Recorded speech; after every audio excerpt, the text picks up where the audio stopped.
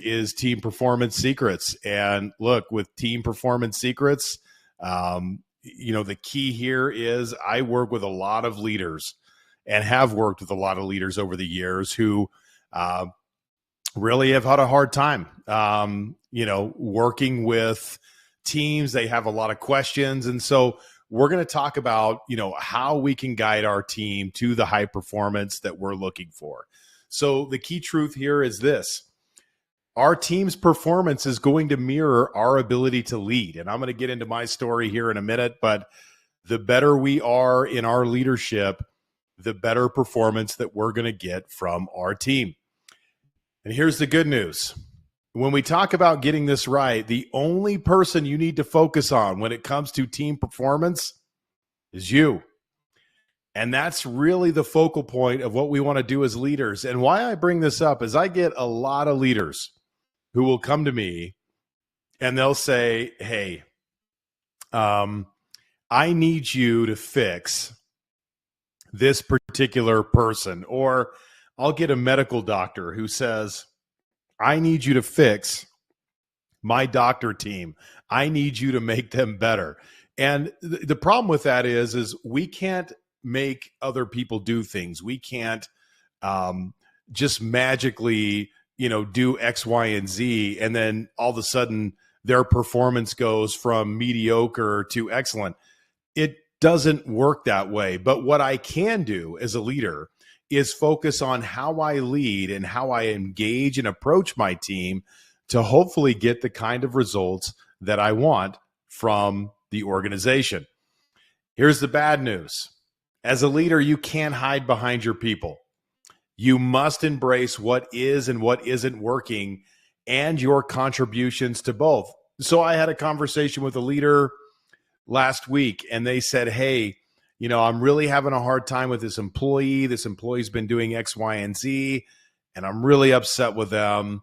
What can we do? And my question to them was, what is your contribution to this person's failure? What's your contribution to the breakdowns that are occurring with this person's performance? And listen, I'll be honest with you. When I ask that question, leaders do not like it. They don't want to think about the fact that, look, something that I'm doing is contributing to the frustration, the pain, the anxiety that I'm feeling. But all I can do is come at that problem from a place of, I have some influence over this situation, and my behaviors, my contribution to this situation may play a big role in that. So my name's Brandon. I'm a transformational leadership coach. We do these master classes once a month, and we talk about a specific topic around leadership and organization. We're primarily geared at helping small business owners feel more confident in how they run their teams, feel more confident in how they organize themselves and their time, so that they feel like they have a business that's performing at a high level, regardless of their involvement in that business on a day-to-day basis. And so when I talk about team performance and I talk about what it looks like to really transform and change team performance, I'm not saying this because I don't know anything about this. When I spent for the first 10 years of my career in finance for a large bank, in about year 2.5, I got my first leadership assignment in that company. And what I realized pretty soon in that leadership assignment is there wasn't nearly as much about leadership that I actually knew that I thought I knew. And so I had a lot to learn in that. Now, I blamed my team for the failure, the lack of results that my office was getting, but I had something really interesting to me. Happened to me where I was given the opportunity to go get some training and work on some things that actually taught me one of the tools I'm going to talk with you about today that really transformed my career and really in a lot of ways changed the way I interact with people and changed my life for the better. And so I was able to change my behavior in my organization and create a scenario where my team performed at a much higher level as a result of the changes that I made to me, not changes that I made for other people, but changes that I made for me. So when we talk about the masterclass and the idea here, this year, I've really been focused on this idea of frictionless leadership. How do we remove the friction in our leadership on a day-to-day basis? And if you look at the gears, we've got habits, we've got finance, we have vision, we have marketing, we have personal issues and friction, team, systems, and planning. All of these things contribute to how smoothly and how efficiently and how effectively our businesses run on a day-to-day basis. And so today we're going to spend a lot of time in the team area, because if we're not utilizing our team well, if we're not leading our team well, as you know, team can provide a lot of friction in our day-to-day lives when that is something that's not working well. So there's 3 lies that leaders tell as we get into this today that hold a leader back. Maybe you can relate to one of these. The first one is, I can abdicate this to someone else, so I don't need to be a great leader. I know a lot of leaders who get to a point where they can now hire another leader, and they put that leader in the position of leadership of an office, and then that leader stops leading. They think, oh, well, this manager will take care of all that. Well, they're good at that, and I'm not. And what ends up happening is there creates a disconnect between the owner and the manager, and also the manager and the team, because there's not really a very cohesive structure that exists between the manager and the team, and then the owner and the team as well. And so if you're in a leadership position, if you have a business that you've started, you're growing, and you have management now that works under you, it's so important to stay involved in the process of management and leadership, and giving your managers the support that they need to do that well. Because if you don't, what happens is the team gets disgruntled. The team starts to have problems. And look, if any manager that you hire is like me, and I'll tell you this, I went to school for management. That was my degree. So if I don't know it, when I come out of school where I studied it, and listen, there's a big difference between what I intellectually know and what I actually know when I apply it. And so here I had all this intellectual knowledge, but when I tried to apply it in a way that was inauthentic or was just kind of, based on a theory, I didn't connect very well with people on my team, right? So when you put people in a management position, you make a big assumption to assume that that person knows what to do. And I'm a big believer in this. If you're going to hire for something, you better know how that something that you're hiring for works. So if you're going to hire a marketer, you better know how marketing works. If you're going to hire an accountant, you better know how accounting works. If you're going to hire a manager, you better know how management works. You better have an understanding of how management works in your organization, because every company is a little bit different. Number 2, I hear this all the time. My employees are adults. They should just be able to figure it out without a lot of input from me. Now, here's the first thing that's true about this statement is your employees are adults. You should treat them that way. But your team is going to need varying levels of input and support in order to do a good job. And think about every employee that you hire as an investment. Why would you make a big investment in an employee? And look, if you're wondering about the economics behind this, every employee you hire, if they don't work out, costs you anywhere from $25,000 on up. It just depends on how skilled they are and how impactful they are in their position. But every employee you hire costs you money. What I want to make sure that I'm doing is getting a return on that investment. So if you invest in something, if you have an asset, why would you not take care of that asset, right? We wash our car, we clean our houses, we do all those things. So why don't we train and develop and support our team to make sure that they are positioned for success? And then the last thing, and I kind of alluded to this already, it's them, it's not me.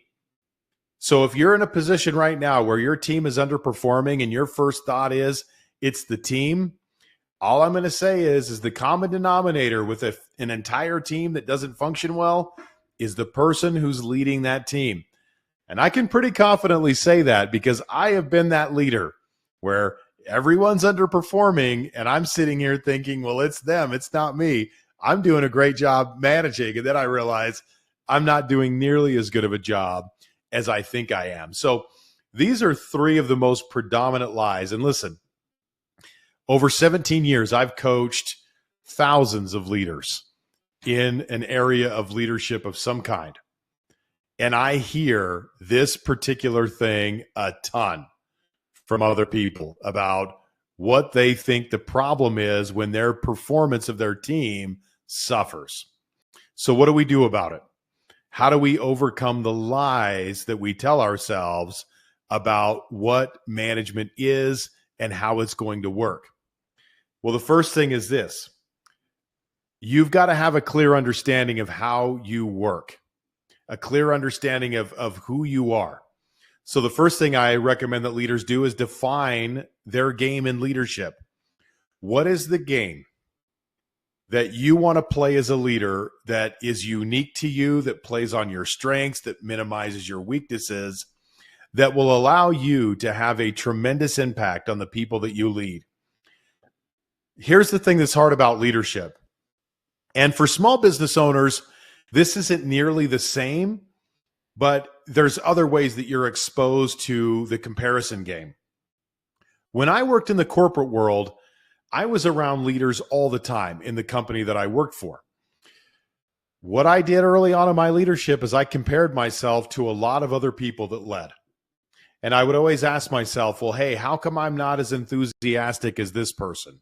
How come I'm not as charismatic as this person? How come I don't seem to be as driven as this person? And I spent so much time comparing myself to other leaders that I didn't figure out what the unique way for me to lead is. And I've said this a lot in leadership spaces. Look, I have ways that I lead that's just different than how other people lead. I have ways that I parent my kid that's different from how other people parent their kid. And here's the thing about being different. Here's the thing about being unique or owning who you are. Other people don't like it. And they don't like it for one of two reasons, predominantly. Number one, people hate when other people are confident about who they are. They hate it. So, because it just shines a light on their lack of clarity about who they are, and they're going to hate it. The second thing is when we're immature from an emotional intelligence standpoint, we are going to criticize things that look different from what we do. And we see this all the time, right? In life, someone does something different than what maybe we would do. And what is our tendency? We're like, oh, that guy's stupid. Like, why are they doing it this way? And that's just an immature viewpoint of something that's going on here. And listen, you can disagree with what people do. That's fine, but you don't need to judge it. You can say, hey, that must work for them. Maybe that's not my style, but that's their style. I don't need to worry about that. So it's so important to define your game. And how we do this is come up with a philosophy that plays to your strengths and away from your weaknesses. Now, I'll give you a couple of examples of what this might look like. And I'm going to get into this as we talk about this. But here's my tendency as a weakness in leadership is I will treat people like objects instead of treating them like people. That is something that, look, I'm not proud to say that that's the case, but that is a predominant tendency that I have. I have to really be mindful to ensure that I am treating people like people and not like an outcome or something that they can get from me when I interact with them. And so that is something that I try to play away from in my leadership. That is part of my philosophy, is to recognize that the people I come in contact with are people who have things going on in their lives that I know nothing about. And I try to have that lens into every conversation that I have with a team member.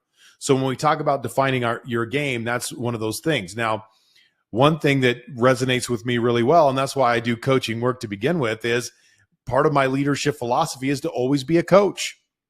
So if I run into problems, if I run into challenges with people, I'm going to take a coach approach most times.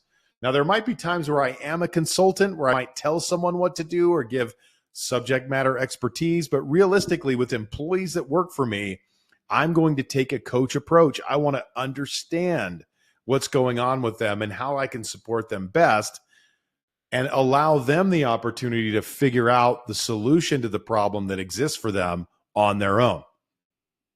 The second thing I want to that we can do to understand ourselves is spend time on your own development.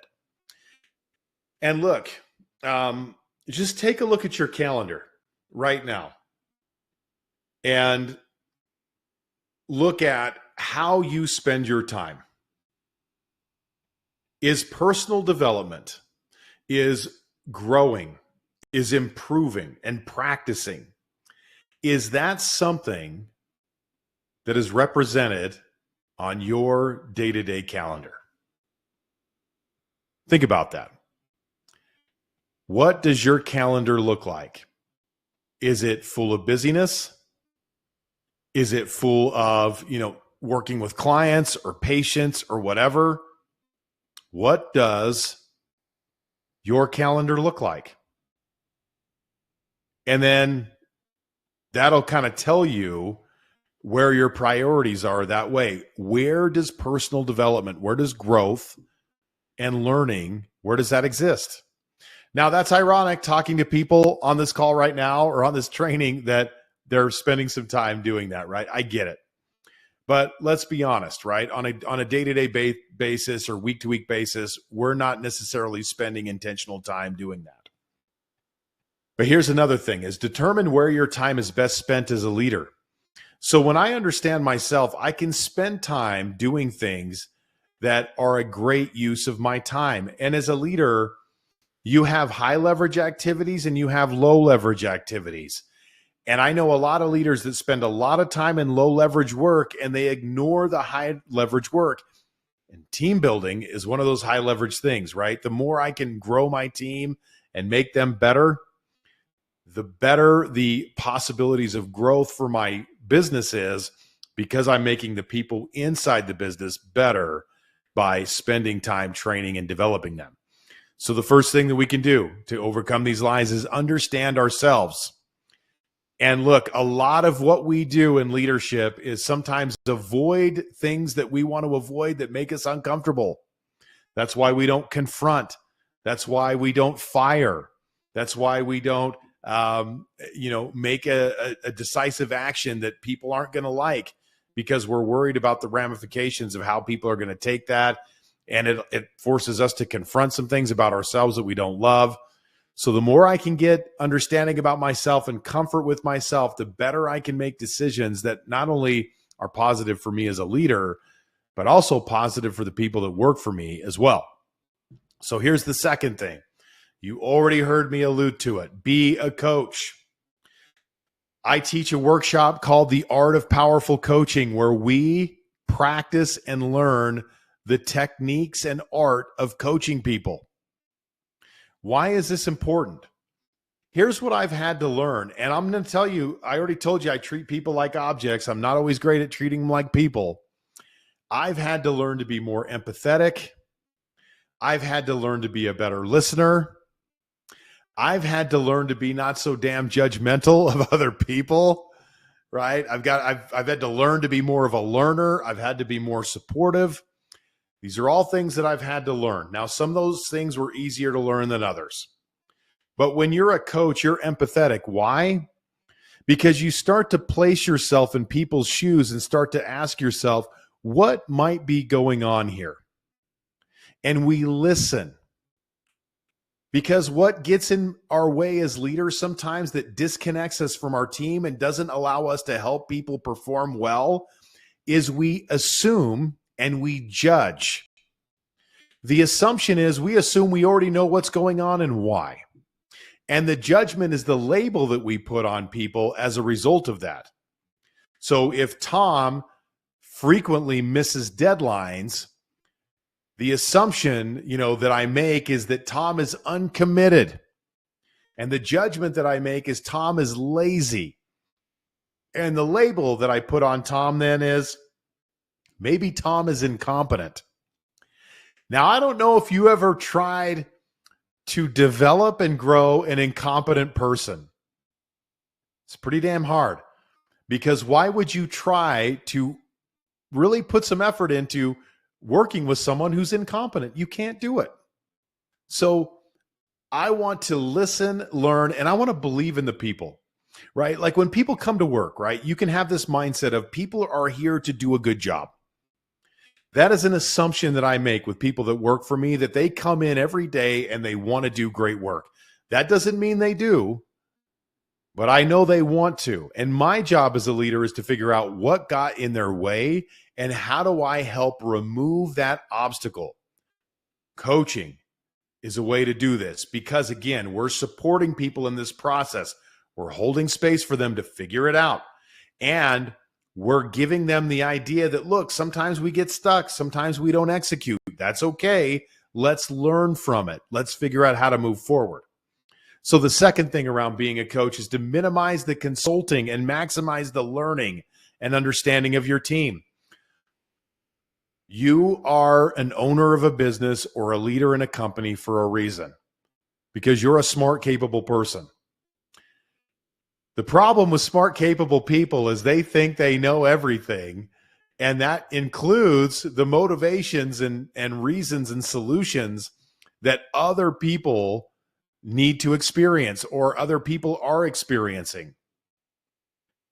Our brilliance can be our own enemy because we see a problem and then we try to fix this. I had a team member that I saw was struggling at work.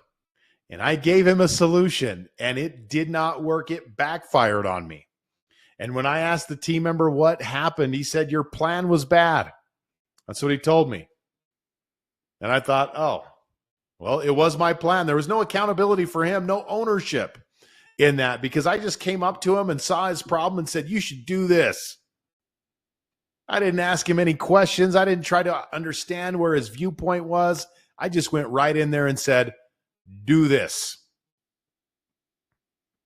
So that's number 2. Minimize the consulting. Again, it doesn't mean you can't ever consult or tell people what to do, but I would make that a lot smaller. Why? Because the best way to empower a team is to create strategic thinkers.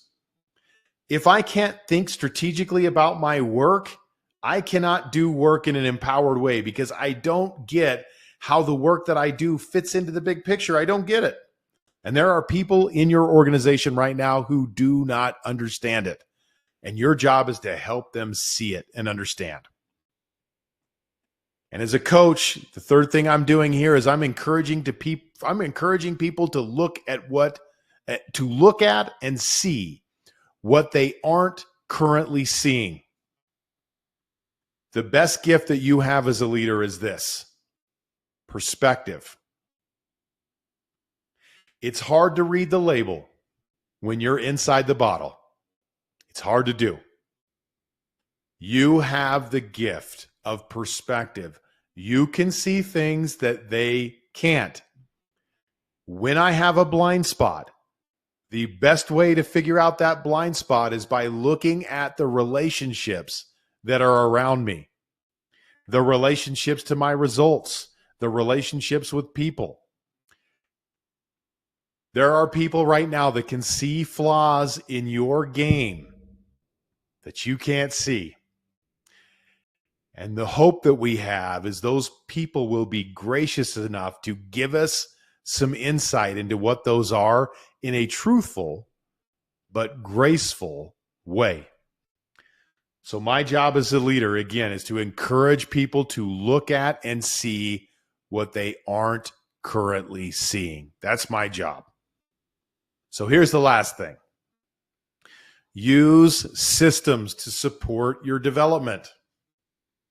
Have routines to connect both formally and informally. So how often do you connect with team members? And here's the thing about connection. And there's a woman named Rita Pearson. So I would highly encourage you look up this talk. She did a TED Talk years ago, and it was about connection. And she happened to be an educator in Georgia and talked about, how her mom was an educator and how she is an educator. And she said this one thing that I thought was so powerful. And she said this, she said, kids don't learn from teachers they don't like. And when we think about that in a work setting, right, our team does not learn and they don't grow around people they don't like and respect. Now, when I say this, the most confusing thing for people sometimes is they think I'm suggesting that you can't have boundaries, that you can't have accountability, that you can't have tough conversations, that you can't make decisions that people don't like. And I'm not saying that at all. I'm not saying be a doormat. In fact, when I embrace those things more in my organization, so I told you how we struggled and how we did things differently. And when I say I focus on me as the solution to the team performance problem, here's exactly what I mean. One thing I didn't have that I put into place was boundaries. I communicated them. And then here was the hardest part for me about boundaries was enforcing them, right?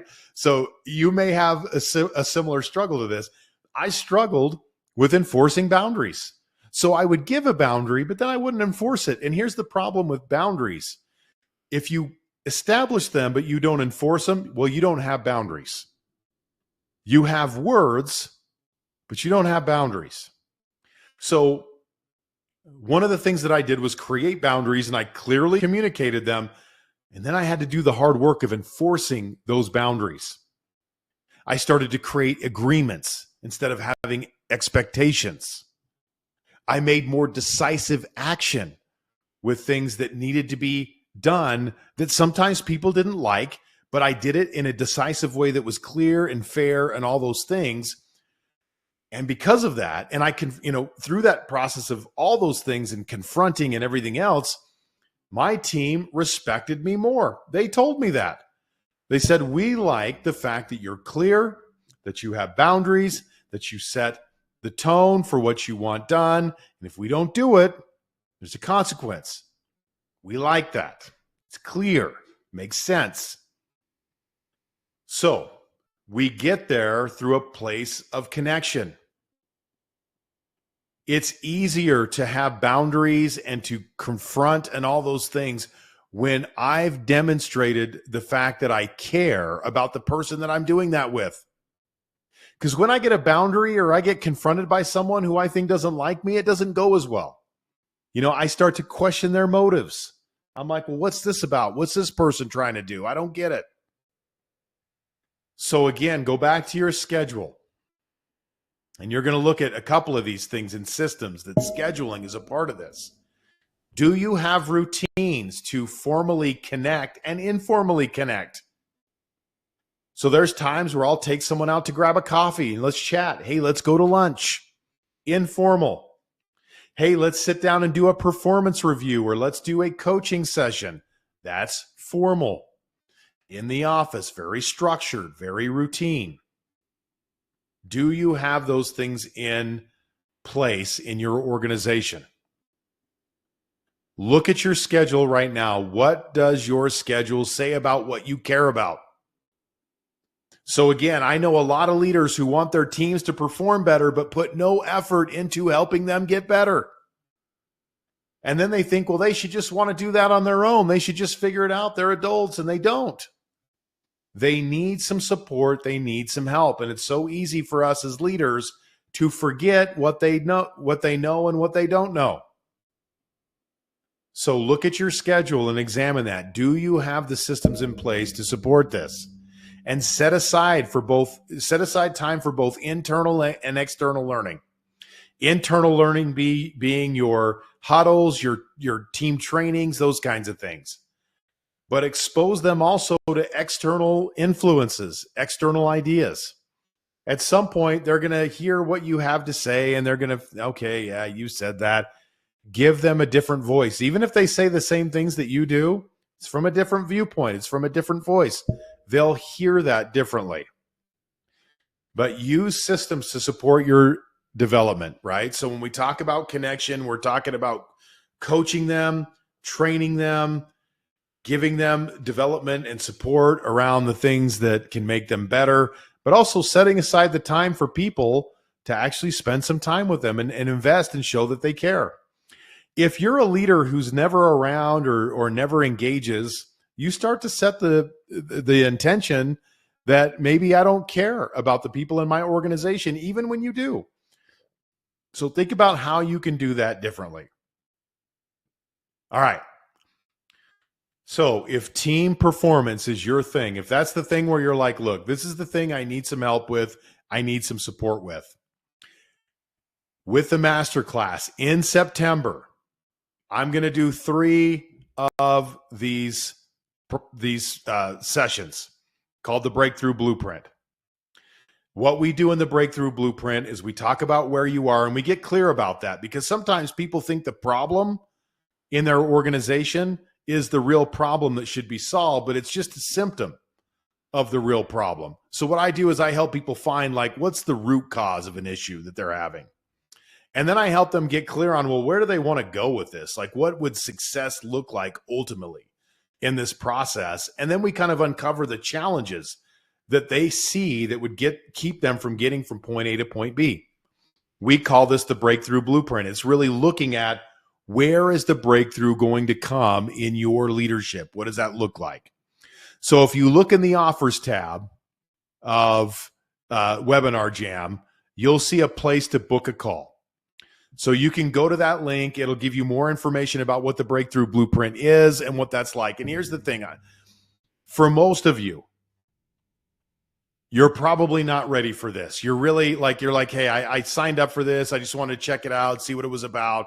I'm not really ready to do any sort of transformational work on my leadership or do something different. But there's a handful of people that are watching this right now who are thinking, man, this whole thing with my team is a problem and we're having success, but we're still having a hard time with the team and getting the team connected and getting them together and getting them on the same page. I'm ready to really get some help here. And here's the thing about the Breakthrough Blueprint. This process is purely coaching. What I'm going to do is take you through an experience of what coaching looks like and how it works. Because here's the other thing for people. If you've never done coaching before, you may not really know, like, well, what is coaching? What is it about? So this gives you an opportunity to do that. And the Breakthrough Blueprint costs you nothing. I may do 1 session with you in this process. I may do up to 3 sessions with you, absolutely at no charge. And my goal is to help you get more clarity on where you're at and where you need to go and what challenges are in your way so you can work through those in this process. This is not a sales call. You know, we get on sales calls and people do this whole thing where they walk you into a scenario that you can't say no to, right? Where they say, wouldn't it be great to add an extra $100,000 in revenue to your top line revenue every month? Would you like that? You know, and if we could do that for you, I mean, would you be open to that? Like, you know, that whole thing, like, I hate that because it's so stupid. Well, yeah, of course I would like that. Of course I would like to do that. We don't do that here, right? What I do is I coach, and then listen, if you like it, you want to talk about doing more coaching, we can talk about more coaching. But if you don't want to talk about more coaching, and you can ask people who've been through this process, we don't have to talk about more coaching. And here's the other thing. If I don't really think that coaching is going to work for you or it's going to be a good fit for you right now, I'm actually going to tell you that too, right? So anyway, if you're in that position right now where you're thinking, hey, I could really use some support, especially in this team area, and you want to talk to someone about that and get that support, this is what the Breakthrough Blueprint was designed to do, is just to kind of have a conversation, really get some clarity about some things, and then listen, if it makes sense for you to get some support and help, we can do that. So that's in the offer tab. And then look, if you're watching this later, obviously you're not in Webinar Jam. You go to this link right here that I'm giving you. You click, you can't click on it, but if you copy that down, you can go to that page and sign up for that. So here's a final thought for everyone here live. Leaders spend so much time trying to fix the people around them that they miss the simplest approach to team building, which is to become better team builders. So listen, rather than trying to fix 15 to 20 people in your organization, rather than trying to, fix all their individual problems and issues, what I can do is become more effective in my approach of developing people and looking for the ways to do that. Now, you might be thinking to yourself right now, well, I'm not really sure how to do that. That's what the Breakthrough Blueprint is for, is to help people navigate that. So as we close it out today, Stephen Covey said this. He said, the role of the leader is to foster mutual respect and build a complementary team where each strength is made productive and each weakness irrelevant. I'm going to bring my strengths to the table in a powerful way and hopefully leave as many of my weaknesses at the door as I can, and then invite my team to do the same. So I want to thank you guys for coming to this masterclass. Hey, if you enjoyed that, make sure you check out the next masterclass that we're doing. I've also got some other things coming up here too. I've got a workshop that I'm going to do, a 4-hour virtual workshop, probably in November. And I'm going to do a management pop-up. I mean, this is going to be maybe a Saturday event, a couple of hour event to train leaders and managers. It's going to be a training event. That one will cost money, but it'll probably be something very reasonable, $47, something like that. So stay tuned for some of that. That's stuff that's coming out here in the near future that we're going to do around training and developing leaders. So both of those, the workshop that's virtual, that's going to be a half day, the couple of hour management pop-up, both of those things are going to be, coming out here on the horizon and geared towards boosting our team's performance through equipping us to be better leaders. So I hope you take advantage of the Breakthrough Blueprint if it's really something you think would be a great fit. I want to thank everyone who attended live to this session tonight. I appreciate that as well. Have a great night, everyone. I'll talk to you again soon. Take care.